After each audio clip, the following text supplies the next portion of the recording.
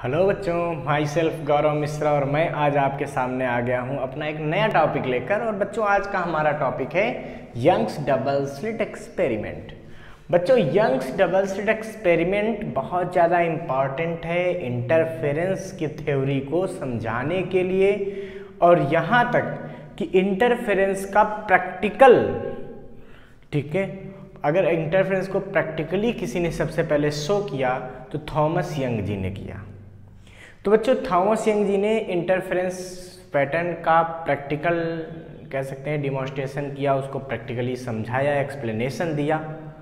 अब यहाँ पे सबसे पहले आप ये समझिए कि इंटरफेरेंस क्या होता है, आपको बेसिक आइडिया मिल चुका है। क्या? When two waves of same frequency and same amplitude make superposition with each other, जब एक दूसरे के साथ सुपरपोजिशन करती हैं तो उनके सुपरपोजिशन से मीडियम के पार्टिकल्स का एम्पलीट्यूड कुछ चेंज हो जाता है, आपको बताया गया। और उस एम्पलीट्यूड की वजह से वहाँ पे लाइट की इंटेंसिटी का रिडिस्ट्रीब्यूशन हो जाता है, और इस रिडिस्ट्रीब्यूशन को हम लोग बोलते हैं इंटरफेरेंस ऑफ लाइट। तो इंटरफेरेंस ऑफ लाइट का बेसिक आइडिया हमको है कि जब दो लाइट वेव सेम फ्रीक्वेंसी और सेम एम्पलीट्यूड की एक मीडियम में आकर एक दूसरे से सुपरपोजिशन करती हैं तो मीडियम में इंटेंसिटी का रिडिस्ट्रीब्यूशन हो जाता है, जो लाइट की इंटेंसिटी है वो रिडिस्ट्रीब्यूट हो जाती है। इस फिनोमिना को इंटरफेरेंस कहते हैं।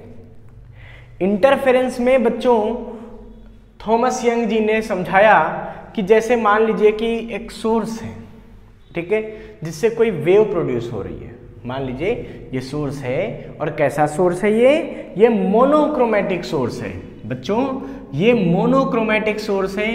मोनोक्रोमेटिक सोर्स का मतलब एक ऐसा सोर्स जिससे निकलने वाली लाइट केवल एक ही वेवलेंथ को कंटेन करती है, जिसमें एक ही कलर है, मोनोक्रोमेटिक, क्रोमेट कलर, ठीक है। तो एक ही कलर जिस वेव में होता है उस वेव को हम लोग बोलते हैं मोनोक्रोमेटिक लाइट है, और जो उस लाइट को प्रोड्यूस करता है उसको हम लोग बोलते हैं मोनोक्रोमेटिक सोर्स है, ठीक है। तो इन्होंने एक मोनोक्रोमेटिक लाइट सोर्स लिया, ठीक है, और इन्होंने इस सोर्स की हेल्प से एक इंटरफेरेंस पैटर्न बनाया, और प्रैक्टिकली उस इंटरफेरेंस पैटर्न में इन्होंने दिखाया कि जो हमें पैटर्न मिलेगा उस पैटर्न का वेवलेंथ से क्या रिलेशन होगा, उस कि किस किस चीज़ पर डिपेंडेंसी होगी, ये सब इन्होंने शो किया। तो थॉमस यंग जी ने क्या किया कि एक सिंपल सा सोर्स लिया बच्चों, और इसके सामने एक स्क्रीन लगा दी, ठीक, और यहाँ पे दो होल कर दिए जो कि इक्वल डिस्टेंस पर थे, ठीक है, और इनके सामने यहाँ एक दूसरी स्क्रीन लगा दी, ठीक है, ये मान लो L है और ये S, ये स्क्रीन लगा दी, और इस स्क्रीन पर इन्होंने इंटरफेरेंस पैटर्न को ऑब्जर्व किया। बच्चों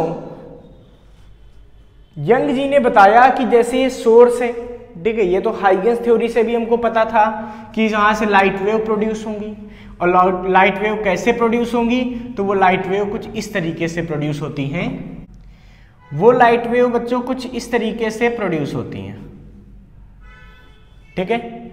ये जो कर्व जैसे दिख रही है क्या है, ये है वेव फ्रंट, पता है ना आपको, ये क्या है, ये सब है वेव फ्रंट। तो वेव फ्रंट के फॉर्म में लाइट ट्रेवल करती हैं, और आपको ये भी पता है कि जो वेव फ्रंट का हर particle like wave source work करता है, ठीक है।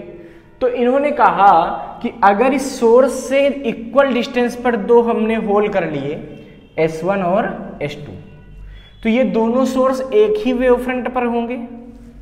क्यों भाई? ये दोनों सोर्स क्या होंगे, एक ही वेव फ्रंट पर होंगे। तो इन दोनों सोर्सेस का जो ये पार्टिकल है ये कैसा काम करेगा, like a new source, secondary source, और ये सेकेंडरी सोर्स भी अपनी लाइट वेव इमिट करेगा।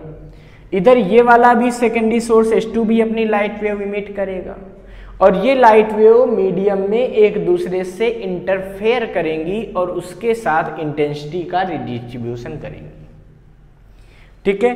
हमको एक चीज तो क्लियर है कि जब इंटरफेरेंस होगा तो जिस पॉइंट पर दो वेव का क्रेस्ट एक दूसरे से मिल जाएगा, जैसे इस वेव का क्रेस्ट इसके क्रेस्ट से मिल गया, ठीक है, या ट्रफ से मिल जाएगा।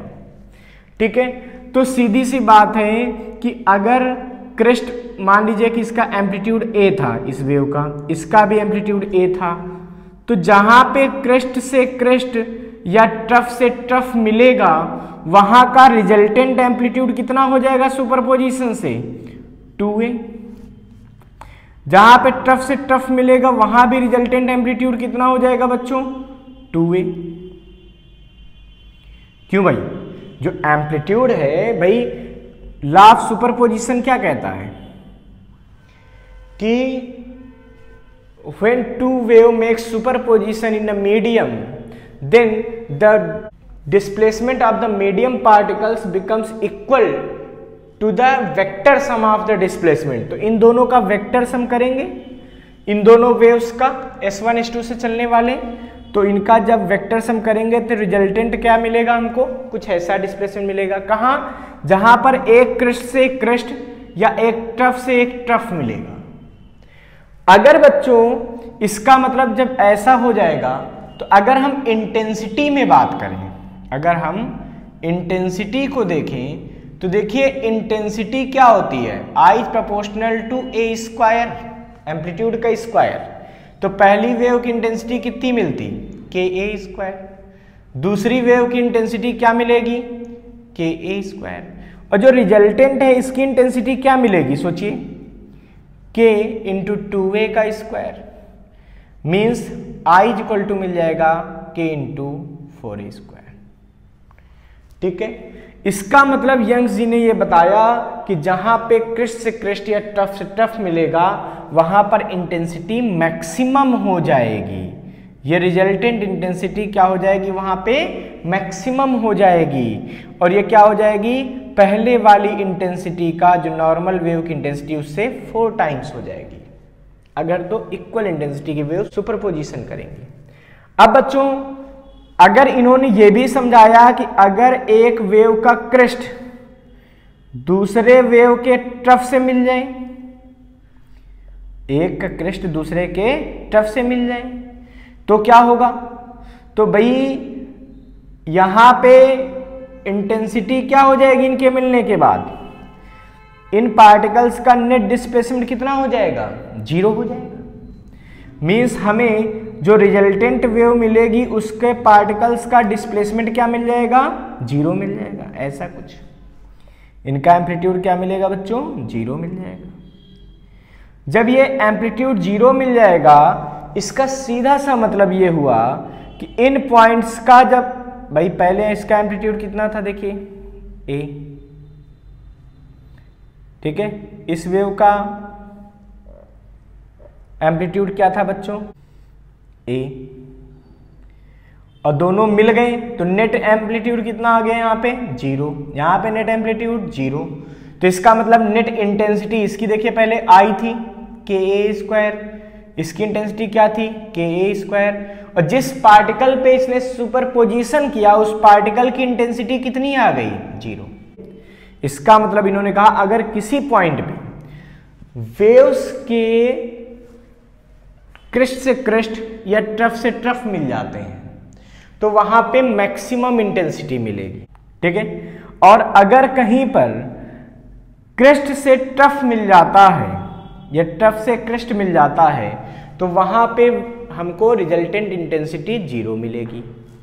और आपको पता है जहां पर क्रेस्ट से क्रेस्ट या ट्रफ से ट्रफ मिलता है वो पोजीशन कहलाती क्या है? वहां मैक्सिमम इंटेंसिटी मिलती है। और इसको हम लोग क्या बोलते हैं बच्चों? इसको हम लोग बोलते हैं कंस्ट्रक्टिव इंटरफेरेंस। क्या बोलते थे? कंस्ट्रक्टिव। और जहां पर क्रेस्ट से ट्रफ मिलेगा उस पॉइंट को हम लोग क्या बोलेंगे? Destructive interference. क्यों? क्योंकि वहां पर इंटेंसिटी क्या हो गई? 0 हो गई। ठीक है, तो यंग्स जी ने बताया कि जहां पर क्रेस्ट से क्रेस्ट मिलेगा या ट्रफ से ट्रफ मिलेगा वहां पे इंटेंसिटी मैक्सिमम होगी, मींस कंस्ट्रक्टिव इंटरफेरेंस होगा। और जहां पर क्रेस्ट से ट्रफ मिल जाएगा वहां पे इंटेंसिटी मिनिमम हो जाएगी। अब इन्होंने इस बिहाफ पे अपने इस एक्सपेरिमेंट को यहां पे एक्सप्लेन किया।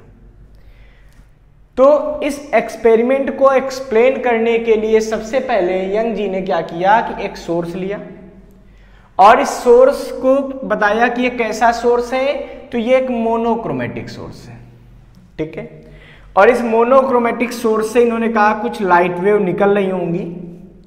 ये जो वेवलेट्स आपको शो की गई ये क्या है, वास्तव में ये वेव फ्रंट है। ये क्या है, वेव फ्रंट। और आपको पता है ना, every point on the wave front behaves like a new source. तो ये सब न्यू सोर्स हो गए होंगे, सेकेंडरी सोर्स, जैसा कि हम लोग पहले पढ़ चुके हैं अपनी थ्योरी में। हम लोग पहले इससे हाइगन्स थ्योरी की पे बात कर चुके हैं। अब बच्चों इन्होंने कहा इस सोर्स से इक्वल डिस्टेंस पे दो हमने स्मॉल होल कर दिए इस स्क्रीन पे, पहली वाली, ठीक है। तो पहले पर्दे पर जब हमने दो होल कर दिए तो ये दोनों होल क्या होंगे, सेम वेव फ्रंट पर होंगे। और जब सेम वेव फ्रंट पर होंगे तो ये वेव फ्रंट का पॉइंट हो जाएगा, ये एक वेव फ्रंट का पॉइंट हो गया, कुछ ऐसे वेव फ्रंट बनेगा। और वेव फ्रंट का हर पार्टिकल लाइक सोर्स बिहेव करता है। इसका मतलब ये सोर्स S1 और ये सोर्स S2 दोनों क्या करेंगे, एक लाइट सोर्स की तरह बिहेव करेंगे। जब ये लाइट सोर्स तरह बिहेव करेंगे तो ये लाइट वेव इमिट करेंगे। अब कोई सोर्स लाइट वेव कैसे इमिट करता है भाई, ऐसे ऐसे, ये लाइट वेव है। क्रेस्ट निकालेगा, फिर ट्रफ बनेगा, फिर क्रेस्ट, फिर ट्रफ, फिर क्रेस्ट, फिर ट्रफ, इस तरीके से वेव प्रोड्यूस करता है। इसका मतलब इन्होंने कहा कि जैसे मान लीजिए S1 सोर्स की बात कीजिए, तो पहले अगर इसने क्रेस्ट बनाया तो दूसरा क्या निकालेगा, ट्रफ निकालेगा। देखिए कुछ ऐसा, पहले अगर किसी ने क्रेस्ट निकाला तो दूसरा ट्रफ, फिर क्रेस्ट मिलेगा, फिर ट्रफ, फिर क्रेस्ट, फिर ट्रफ, ऐसे वेव मिलती है। तो इन्होंने कहा पहले क्या निकला, ये क्रेस्ट। देखिए जो सॉलिड ब्लैक लाइन है वो क्या है, क्रेस्ट। जो डॉटेड ब्लू लाइन है वो क्या है, वो ट्रफ है। तो इन्होंने कहा एक क्रेस्ट निकला, एक ट्रफ निकला, फिर एक क्रेस्ट, फिर एक ट्रफ, फिर एक क्रेस्ट, फिर एक ट्रफ, फिर एक क्रेस्ट, फिर एक ट्रफ, फिर एक क्रेस्ट, फिर एक ट्रफ, फिर एक क्रेस्ट। ये S1 से निकलने वाली लाइट वेव हो गई। ऐसे ही इन्होंने कहा S2 से भी लाइट वेव प्रोड्यूस होंगी। इससे भी देखिए पहले क्रेस्ट, फिर ट्रफ। क्रेस्ट कौन सा है, ये सॉलिड लाइन। ट्रफ कौन सा है, ये ब्लू वाला डॉटेड लाइन। फिर क्रेस्ट, ब्लैक सॉलिड लाइन, फिर ट्रफ, फिर क्रेस्ट, फिर ट्रफ, फिर क्रेस्ट, फिर ट्रफ, फिर क्रेस्ट, फिर ट्रफ, फिर क्रेस्ट। और इस तरीके से इन्होंने कहा लाइट वेव प्रोड्यूस होंगी। अब हमको ये देखना है कि इस स्क्रीन पे हमको ब्लैक और डार्क फ्रिंजेज कैसे मिल जाती हैं, ब्लैक और डार्क स्पॉट कैसे मिल जाती हैं, जिनको हम लोग आगे चल के फ्रिंजेज बोलते हैं। बच्चों सबसे पहले इन्होंने कहा कि जिन पॉइंट्स पे क्रेस्ट से क्रेस्ट या ट्रफ से ट्रफ मिलेंगे वो क्या होंगे, वो कंस्ट्रक्टिव इंटरफेरेंस करेंगे। जहां क्रेस्ट से क्रेस्ट या ट्रफ से ट्रफ मिलेगा वहां क्या होगा, कंस्ट्रक्टिव इंटरफेरेंस होगा। और वहां की इंटेंसिटी क्या होगी, 4 टाइम्स ऑफ आई। मींस एक से जितनी इंटेंसिटी निकल रही है उसकी 4 टाइम्स, आई 2i नहीं, 4 टाइम्स। अभी बताएंगे आपको कि 4 टाइम्स क्यों हो जाती है, ठीक है। खैर अभी तो हम बात करते हैं। तो हमने कहा कि जहां पे क्रेस्ट से क्रेस्ट, देखिए इस सोर्स का ये क्रेस्ट, इसका एक क्रेस्ट मिला, ठीक है। ऐसे ही एक ट्रफ से ट्रफ यहां पे मिला, देखिए। ऐसे ही एक फिर से क्रेस्ट मिला, फिर एक ट्रफ से ट्रफ मिला, फिर एक क्रेस्ट से क्रेस्ट मिला, फिर एक ट्रफ से ट्रफ मिला, फिर एक क्रेस्ट से क्रेस्ट मिला। इस तरीके से क्रेस्ट मिलते रहेंगे, मिलते रहेंगे, मिलते रहेंगे। तो इस पॉइंट पे क्या मिलेंगे हमको, क्रेस्ट से क्रेस्ट, ट्रफ से ट्रफ, क्रेस्ट से क्रेस्ट, ट्रफ से ट्रफ, मतलब मैक्सिमम। देखिए क्रेस्ट से क्रेस्ट मिल रहा तो भी इंटेंसिटी मैक्सिमम, ट्रफ से ट्रफ मिल रहा तो भी इंटेंसिटी मैक्सिमम।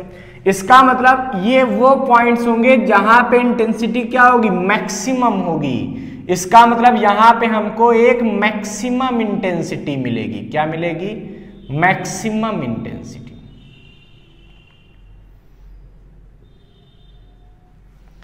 ठीक है।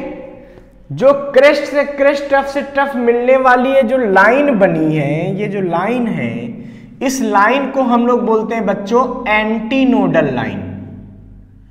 क्या बोलते हैं, एंटी नोडल लाइन, ठीक है। तो ये जो लाइन बनी, कौन सा, क्रेस्ट से क्रेस्ट की, ट्रफ से ट्रफ की, इस लाइन को हम लोग क्या बोलते हैं? Anti nodal line. अब देखिए आपने क्रेस्ट से क्रेस्ट मिला लिया, ट्रफ से ट्रफ मिला लिया, इसके जस्ट ऊपर थोड़ा सा ऑब्जर्वेशन कीजिए। देखिए कुछ पॉइंट हमको ऐसे भी मिल रहे हैं जहां पर क्रेस्ट से ट्रफ मिल रहा है, और जब क्रेस्ट से ट्रफ मिलेगा तो क्या कंडीशन बनेगी? वहां का एम्पलीट्यूड जीरो, एम्पलीट्यूड जीरो का मतलब इंटेंसिटी जीरो।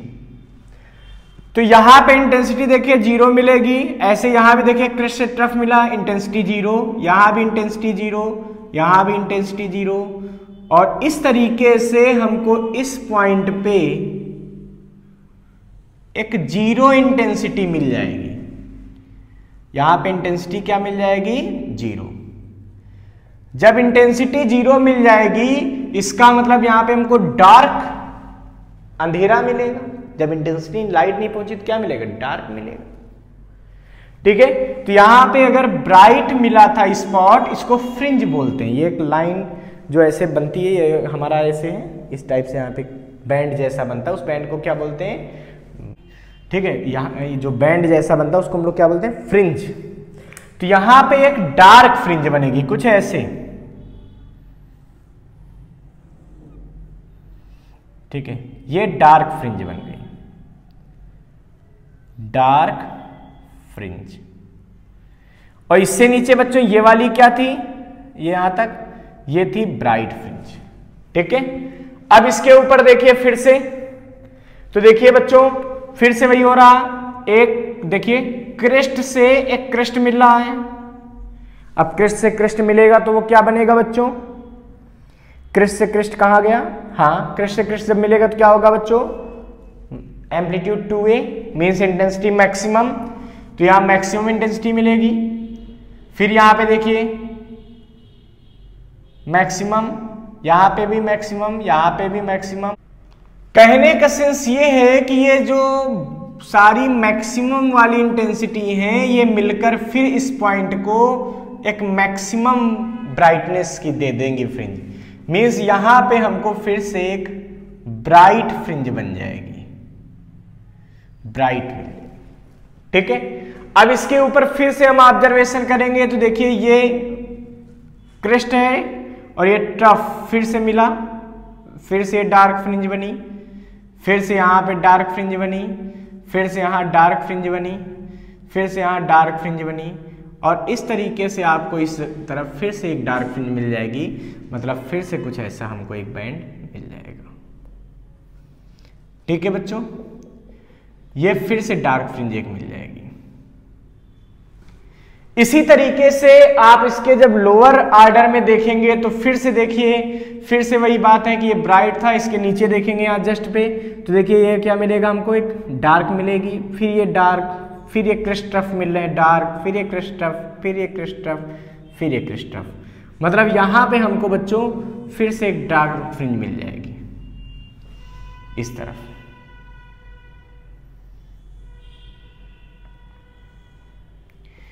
तो बच्चों कहने का सेंस ये हुआ कि हमें ब्राइट फ्रिंज मिलेगी, डार्क मिलेगी, ब्राइट मिलेगी, डार्क मिलेगी, डार्क ब्राइट डार्क हमको मिलती रहेंगी। ये सब डार्क फ्रिंजेज हैं और ये क्या है? ये ब्राइट है, ये ब्राइट है। ऐसे इसके ऊपर भी ब्राइट मिलेगी, फिर इसके नीचे हमको ब्राइट मिलेगी, फिर आगे डार्क मिलेगी, फिर ब्राइट मिलेगी, और इस तरीके से हमको एक पैटर्न मिल जाता है। इस पैटर्न को हम लोग बोलते हैं इंटरफेरेंस फ्रिंज पैटर्न। ठीक है, इसको हम लोग इंटरफेरेंस पैटर्न भी बोलते हैं। अब बच्चों और ये जो मिल रहे हैं बैंड्स जैसे डार्क और ब्राइट के, इनको हम लोग बोलते हैं फ्रिंजेज। जो डार्क मिले बैंड्स इनको हम लोग बोलते हैं डार्क फ्रिंज, और जो ब्राइट बैंड्स मिले इनको हम लोग बोलते हैं ब्राइट फ्रिंज। और बच्चों जो लाइंस ब्राइट स्पॉट्स को जोड़ती हैं यहां तक, इन लाइंस को बोलते हैं एंटी नोडल लाइंस, और जो लाइंस इन डार्क बैंड्स को जोड़ती हैं इनको हम लोग बोलते हैं नोडल लाइंस। ठीक है, तो जो ब्राइट से मतलब क्रेस्ट से क्रेस्ट, ट्रफ से ट्रफ, क्रेस्ट से क्रेस्ट को जोड़ती है उनको हम लोग क्या बोलते हैं? Anti nodal line. और जो लाइंस क्रेस्ट से ट्रफ को, ये टफ से क्रिस्ट को जोड़ती हैं उनको हम लोग क्या बोलते हैं, nodal lines. Means nodal lines को जब हम जोड़ते हैं आगे चल के तो हमको डार्क फ्रिंज मिलती है, और जब हम एंटी नोडल लाइंस को जोड़ते हैं तो हमको क्या मिलती है बच्चों, ब्राइट फ्रिंज मिलती है। ये बात आप अपने माइंड में सेट कर लीजिए। अब मेरे पास क्वेश्चन एक ये आता है कि जब हम बात कर रहे थे कि एक सोर्स से निकलने वाली इंटेंसिटी आई थी, ठीक है, इससे भी निकलने वाली इंटेंसिटी आई थी, तो जो ब्राइट फ्रिंज बनती है उसकी इंटेंसिटी 4i कैसे हो जाती है, ठीक है, जो ब्राइट फ्रिंज है उसकी इंटेंसिटी क्या हो जाती है, 4i। कैसे? तो बच्चों एनर्जी रीडिस्ट्रीब्यूट होती है, आपको ये तो पता ही होगा, एनर्जी कंजर्व है, energy neither be created nor be destroyed, ठीक है। तो होता क्या है कि यहां पे इंटेंसिटी लोग सोचते हैं कि I और I इंटेंसिटी आ रही थी और मिलके 4i यहां पे मिल गई तो इंटेंसिटी बढ़ कैसे गई। तो होता ये है कि जहां पे डार्क मिलती है वहां की इंटेंसिटी क्या हो गई, I और I की इंटेंसिटी तो यहां भी आई थी, बट यहां पे क्या मिली हमको, 0। तो जो यहां वाली इंटेंसिटी 2i है यहां पे तो 0 मिल गई भाई। यहां पे डार्क फ्रिंज में इंटेंसिटी क्या मिल गई हमको, I और I मिले, और मिली कितनी हमको नेट इंटेंसिटी, 0, क्योंकि वहां का नेट एम्पलीट्यूड क्या हो गया, 0 हो गया, क्रिस्ट से टफ मिल गया। तो जब यहां की इंटेंसिटी 0 है तो यहां वाली जो I और I 2i इंटेंसिटी हुई ना, यहां भी 2i मिलनी चाहिए थी, आपको लगता है I और I 2i यहां मिलनी चाहिए थी, बट यहां वाली जो 2i कैंसिल हो गई है, I से I एक दूसरे को खत्म कर दिया, यहां पे इंटेंसिटी हमको नहीं मिली। यहां पे जो इंटेंसिटी रिड्यूस हुई वही इंटेंसिटी यहां पे बच्चों इंक्रीज हो जाती है। मींस I और I अपनी दोनों वेव की, और I यहां वाली यानी कि I प्लस I। इसका मतलब मैं कह सकता हूं कि जो ब्राइट बैंड होता है वहां की इंटेंसिटी दोनों वेव्स की इंटेंसिटी के सम से भी ज्यादा होती है। क्यों? क्योंकि डार्क बैंड की इंटेंसिटी कम होती है, तो डार्क बैंड की जो इंटेंसिटी होती है वो ब्राइट बैंड की इंटेंसिटी में क्या हो जाती है, शिफ्ट हो जाती है। इसका मतलब अभी भी बच्चों एनर्जी का कंजर्वेशन रहता है, एनर्जी कंजर्व है, बट क्या हुआ, बस रीडिस्ट्रीब्यूशन हो गया। तो जो डार्क बैंड की एनर्जी है, ये डार्क की जो एनर्जी है, ये डार्क वाली एनर्जी क्या हो गई है, ब्राइट में शिफ्ट हो गई, चली गई, इधर से उधर खिसक गई। तो यहां पे अभी भी बच्चों एनर्जी का कंजर्वेशन रहता है। इसके बाद बात आती है कि फ्रिंज विड्थ निकालना, एक फ्रिंज की चौड़ाई कितनी है। जैसे यहां पे डार्क फ्रिंज बन गई, फिर ब्राइट बनी, फिर डार्क बनी, फिर ब्राइट बनी, तो एक फ्रिंज की विड्थ कितनी है। तो बच्चों अगर इस पैटर्न को मैं बनाऊं तो कुछ ऐसा बनेगा, देखो डार्क बना, फिर ब्राइट, फिर ये डार्क, फिर ब्राइट, फिर ये डार्क, फिर ब्राइट, और फिर ये डार्क।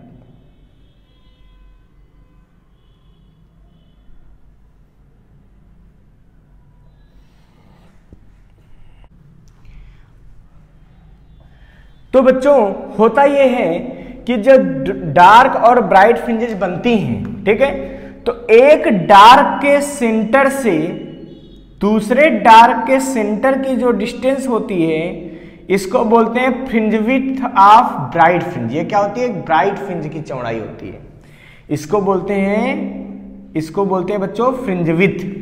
किसकी फ्रिंज विड्थ, ब्राइट फ्रिंज की, ठीक है। इसी तरीके से एक ब्राइट के सेंटर से दूसरे ब्राइट के सेंटर को, इस डिस्टेंस को, इसको हम लोग बोलते हैं डार्क फ्रिंज विड्थ। तो ये फ्रिंज विड्थ किसकी है बच्चों, डार्क फ्रिंज की। तो ये क्लियर हो गया होगा कि डार्क फ्रिंज की फ्रिंज विड्थ क्या होती है, distance between two bright centre, और ब्राइट की फ्रिंज विड्थ क्या होती है, distance between two dark centre, ठीक है बच्चों। अब इस फ्रिंज विड्थ की वैल्यू क्या आएगी, ये फ्रिंज विड्थ कितनी होगी, कितने चौड़े चौड़े ये बैंड्स बनेंगे, इसकी कैलकुलेशन के लिए हम यंग्स डबल स्लिट एक्सपेरिमेंट से ही आगे की कैलकुलेशन कर लें।